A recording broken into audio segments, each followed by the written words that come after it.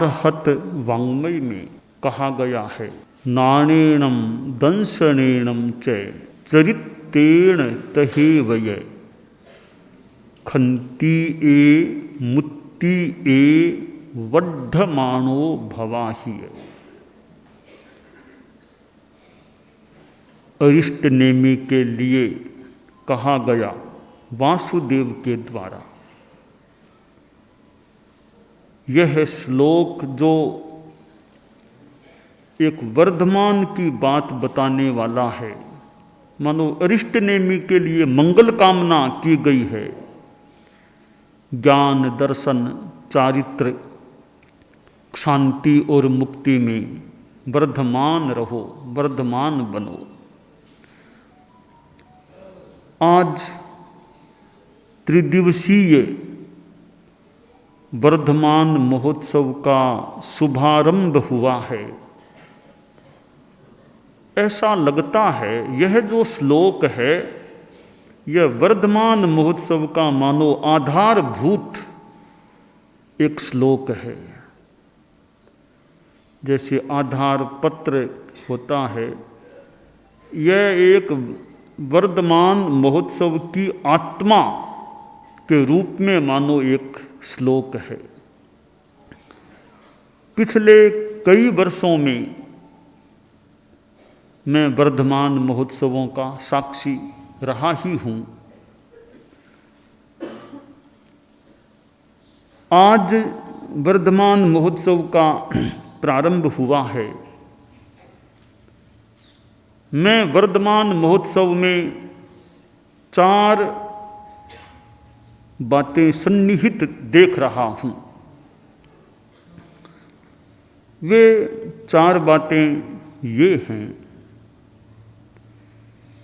कि भगवान महावीर का एक नाम या मूल नाम वर्धमान है और भगवान महावीर हमारे 24वें तीर्थंकर हैं। हम उनसे जुड़े हुए हैं, उनकी परंपरा से मानो संबद्ध हैं।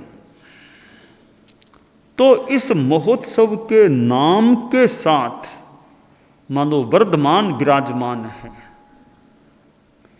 और हम मानो किसी रूप में इस वर्धमान महोत्सव के माध्यम से प्रभु वर्धमान की उपासना कह दें, सेवा कह दें, एक भावात्मकता को जोड़ने की बात कह दें, वो कर रहे हैं या हो सकती है। तो वर्धमान महोत्सव की पहली बात है कि परम प्रभु वर्धमान, उनके इस नाम में भी बढ़ता हुआ वर्धमान का भाव भी सन्निहित था, तभी नाम वर्धमान दिया गया था कि राज्य में वर्धमानता हुई है इनके आने से, इनके गर्भ में आने के बाद।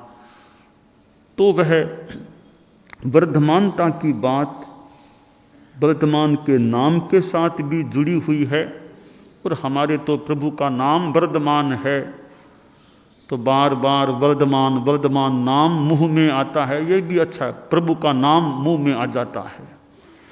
ये पहली बात है। दूसरी बात है कि मर्यादा महोत्सव से पहले ये साधु साधियों की संख्या वर्धमान हो जाती है, बढ़ती है। कभी कोई श्रृंगारे, कभी कोई चारित्रात्मय, कभी कोई चारित्र, यूँ आते हैं। तो हमारी गुरुकुलवास की संख्या उस समय में वर्धमान रहती है सामान्यतया। उस वर्धमानता के उल्लास को उजागर करने वाला यह वर्धमान महोत्सव होता है। तो यह तात्कालिक संख्या वृद्धि इस वर्धमान महोत्सव में सन्निहित है। तीसरी बात है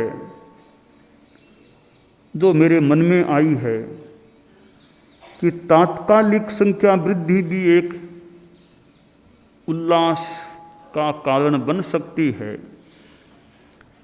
परंतु तात्कालिक होने वाली संख्या वृद्धि तो कुछ दिनों बाद हीयमान भी हो सकेगी। आज जितने ठाणे हैं संभवतः 3 सप्ताह बाद, 4 सप्ताह बाद वो संख्या हीयमान भी या कम भी हो सकेगी, उसका कोई गम भी नहीं है। वो संख्या तो स्थानांतरण है, यहाँ से वहाँ, इतनी सी बात है। बात दूसरी यह है कि तात्कालिक संख्या वृद्धि भी एक सहज उत्सव का सा रूप बन सकता है, बनाया जाता है, पर संख्या वृद्धि शाश्वत यानी लंबे काल की हो जाए। वो लंबे काल की संख्या वृद्धि का मतलब यह नहीं कि गुरुकुलवास में आए हुए श्रृंगारों को छापर में साथ में रख लें, संख्या बनी रह सकेगी, और साथ में रख लें तो संख्या बड़ी गुरुकुलवास में रह सकेगी। वो इरादा नहीं है। गुरुकुलवास में संख्या ज़्यादा भले न भी रहे, हमारे संघ में संख्या ज़्यादा रहे, संघ में संख्या ज़्यादा हो, कि साधु साध्वियों चारित्रात्माओं की संख्या और बढ़े, हमारे धर्म संघ की सदस्य संख्या बढ़े, साधु समुदाय साध्वी समुदाय में संख्या बढ़े, तो वो वर्धमानता ज़्यादा अभिष्ट है। साथ में तो उपयोगिता अपेक्षा अवसर के अनुसार संख्या कम ज़्यादा हो सकती है, कोई इतनी मुद्दे की बात नहीं।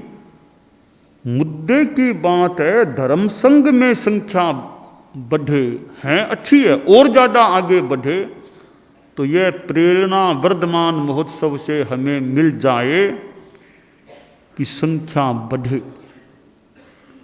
वो गीत में भी अभी गाया गया मुमुक्षु संख्या वृद्धि, बहुत अच्छी बात है। मैंने भी कहा ही था कि हमारे साधु साध्वियाँ हैं, समणियाँ भी हैं, मुमुक्षु बाइयाँ भी हैं। कभी दीक्षाएं ज़्यादा हों, वो तो बात है ही है, पर दीक्षा होंगी कैसे? पहले मुमुक्षु ज़्यादा होंगी तो दीक्षा ज़्यादा हो पाएंगी, आशा करें। तो मुमुक्षु संख्या वृद्धि ज़्यादा हो। हम अभी जैन विश्व भारती में और पारमार्थिक शिक्षण संस्था के परिपार्श्व में ही हैं, जहाँ मुमुक्षु बाइयों का प्रशिक्षण केंद्र चलता है। हम उसी परिपार्श्व में हैं, तो केवल बाइयों की ही नहीं, पुरुषों की भी संख्या बढ़े। ठीक है, प्रायः बाइयों की अपेक्षा पुरुषों की संख्या अल्प ही देखने को मिलती है, पर अल्प भी अपने अनुसार तो आगे बढ़े। बाइयों जितनी मान लो नहीं भी बढ़ सके तो कुछ तो आगे बढ़ती ही रहे। और यह तो है ही, हमारे साध्वियों की संख्या ज़्यादा है, संतों की संख्या कम है। समणियों की संख्या है, समण का तो अब नामो निशान भी वर्तमान में कोई अस्तित्व ही नहीं है। समण पुरुषों का तो खैर वो तो एक नियति मान लें, जो भी है वो एक ही बात है। एक ही बात थोड़े अंश में मान सकते हैं भी कि संख्या है तो हमारे संघ की ही। तो बाइयों की संख्या बढ़े, मुमुक्षु बाइयाँ बढ़े, पुरुष भी बढ़े। जैसे 2 पांव हैं तो दोनों ही पांव बराबर न हो तो भी अपनी सीमा में तो ठीक रहे तो ज़्यादा अच्छा है। एक भाग की एकदम संख्या कम होना भी संभवतः बढ़िया न हो, तो पुरुषों को भी संख्या बढ़े। हमारे चारित्रात्माएं हैं, समणियाँ मुमुक्षुएं हैं। अब देखिए, हम मान लो धर्म संघ में 700 से ज़्यादा कुल चारित्रात्माएं, समणियाँ मुमुक्षुएं भी हैं। अगर एक एक साधु साध्वी, एक एक सिंगाड़ा भी 1 साल में 2 साल में एक भी तैयार कर दे तो संख्या तो कितनी बढ़ सकती है। प्रयास की बात है, बाकी तो बढ़ना न बढ़ना अब सब जगह हाथ की बात नहीं, पुरुषार्थ करना हमारा कार्य होता है। तो हमें वर्धमान महोत्सव से यह प्रेरणा भी मिल सकती है कि मुमुक्षुओं की संख्या बढ़े। मुमुक्षु बाइयाँ खुद भी अपने परिवार में, अपने आसपास पर ध्यान देकर प्रेरणा देने का, अपनी संख्या बढ़ाने का प्रयास करने का इरादा लक्ष्य रखें, यह काम्य है। अपने अपने नातीले हैं, साधु साधियों के नातीले तो यदा कदा, समनियों के भी नातीले आते होंगे सेवा करने, उपासना करने। अपने अपने नातीलों पर भी ध्यान दिया जाए। बत्ती संसार पक्षी, भतीजा के भतीजे के भाणजा के भाणजी के भाई पोता कोई हो, कोई भव्य आत्मा लगे ऐसी जो मुमुक्षा को प्राप्त हो सकने वाला लगता है, तो ध्यान दिया जाए, प्रयास किया जाए। तो प्रयास करने से जो नातीले तो बार बार आते हैं, तो वो प्रयास की निरंतरता भी बनी रह सकती है। क्षेत्र में तो आज गए, चौमासा हुआ, बिहार हो गया, फिर संपर्क रहे न रहे, नातीलों का तो संपर्क आगे भी रह सकता है। तो इस रूप में ध्यान देकर प्रयास किया जाए तो ये मुमुक्षु संख्या वृद्धि का लक्ष्य भी चरितार्थ, कृतार्थ, क्रियान्वित हो सकता है। चौथी बात है गुणवत्ता वृद्धि, गुणात्मक वृद्धि भी हो। ठीक है, संख्या, मैं संख्या का भी महत्व मानता हूं, संख्या का भी महत्व है, परंतु गुणवत्ता युक्त संख्या वृद्धि हो, गुणवत्ता भी हमारी बढ़े, तो गुणवत्ता में भी हम वर्धमान रहें। ऋषिराय महाराज भी मानो आज के दिन वर्धमान कह दें वृद्धिंगत हुए थे।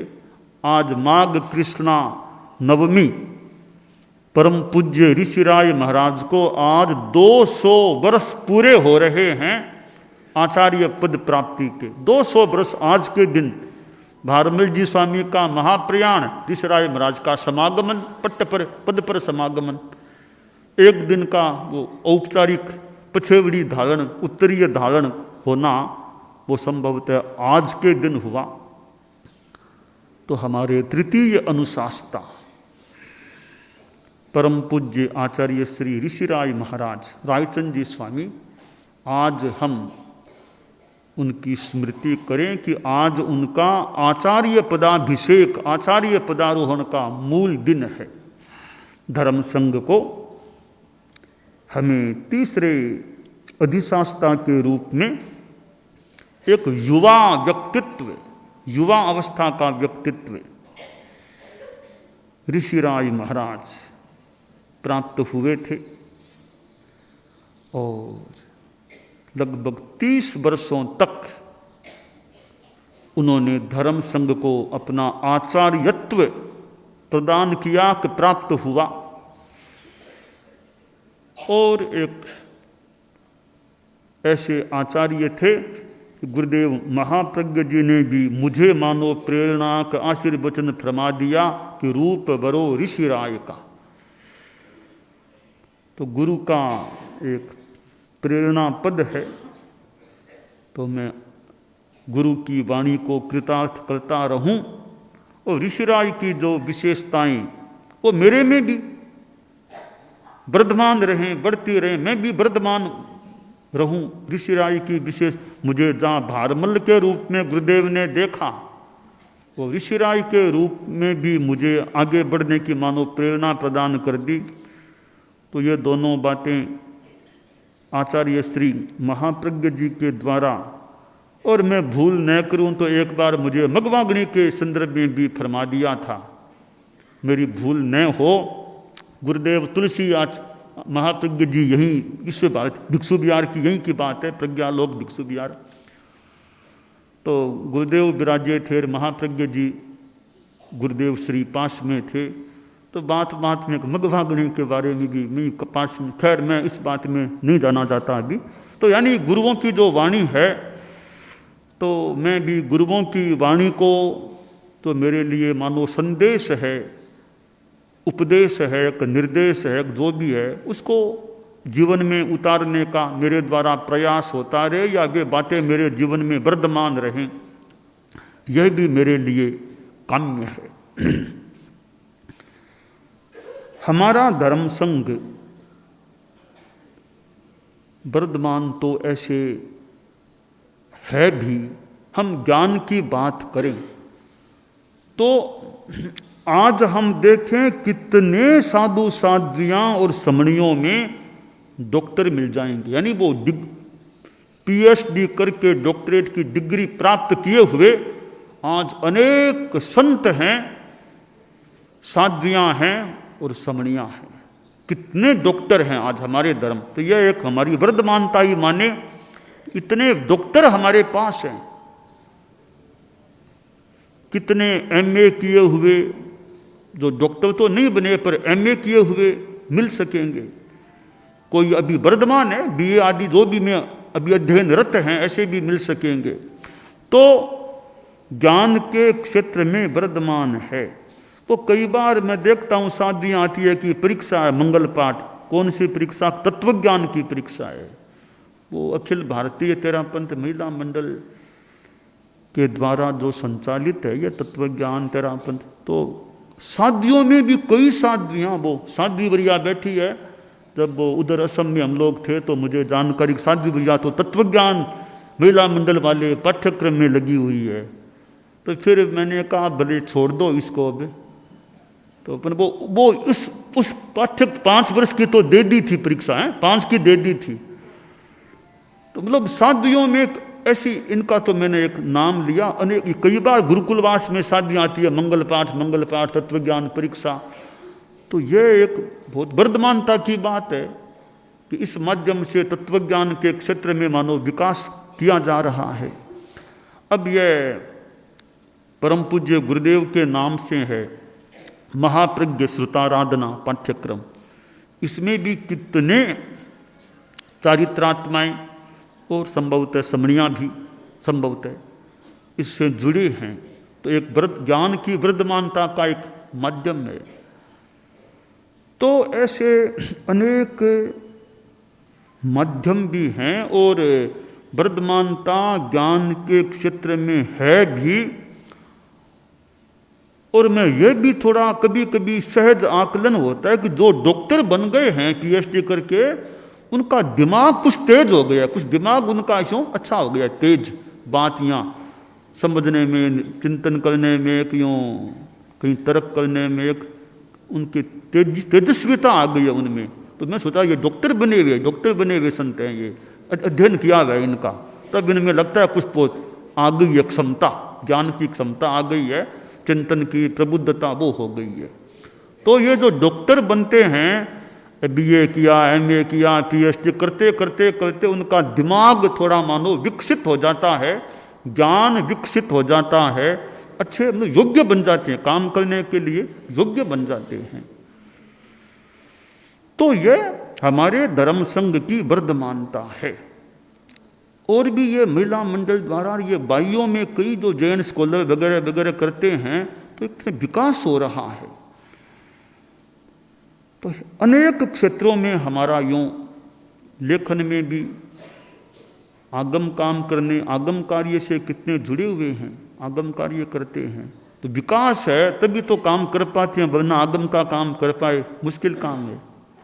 समणियों में भी अब ये आगम का कार्य भी, आगम या अन्य ग्रंथ हैं, तो क्षमता है। कितनी समणियाँ आज प्राध्यापन करने वाली रही हैं और हैं भी संभवतः।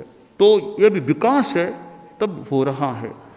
तो खैर ज्ञान के क्षेत्र में हमारी वर्धमानता और ज़्यादा रहे, संतुष्ट होकर अभी बैठ न जाएं और हमें विकास करना चाहिए। और कई ऐसे भी चारित्रात्माएं हैं जिनके पास डिग्री तो नहीं है।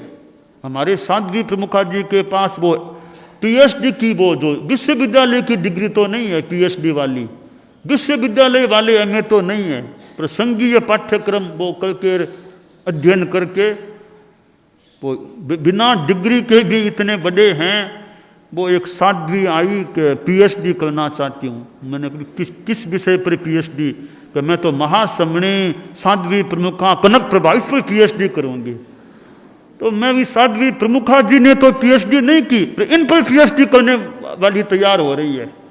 तो कईयों ने पीएचडी तो नहीं की है, आचार्य महाप्रज्ञ जी ने कोई एमए तो नहीं किया, विश्वविद्यालय में बैठ वो करके वो तो पीएचडी नहीं पाई, तो उनके तो अन्य रूप में भले वो किसी रूप हो प्राप्त कुछ, पर उनका ज्ञान इतना था कि कितने कितने पीएचडी से ऊपर उनको बिठाया जा सकता है, मतलब कितना उनका। तो कई हमारे धर्म संघ में आज भी ऐसे हैं कि जिनके पास पीएचडी वो डॉक्टरेट नहीं है, पर संभवतः कुछ अंशों में वे कम भी नहीं है पीएचडी हो इन चीज़ों से, इतना उनका अपना अध्ययन है, ज्ञान है। तो यह वर्धमानता है। हमारे कई व्यक्ति ऐसे मिलेंगे जो अच्छे वक्ता भी हैं, जिनके पास ज्ञान भी है, प्रबुद्धता भी है। तो यह चीज़ हमारे लिए एक, क्योंकि संतोष एक सीमा में ही करना चाहिए, संतोष एक सीमा तक संतोष की बात है कि ज्ञान अध्ययन की दृष्टि से हमारा संग वर्धमान या वृद्धिंगत हुआ है। तो आज यह पहला दिन है, तो हमें और विकास, ज्ञान का भी विकास करने का प्रयास करना चाहिए। हमारा संग वर्धमान रहे, हम सभी, मैं भी वर्धमान रहूं, ये मंगल कामना है।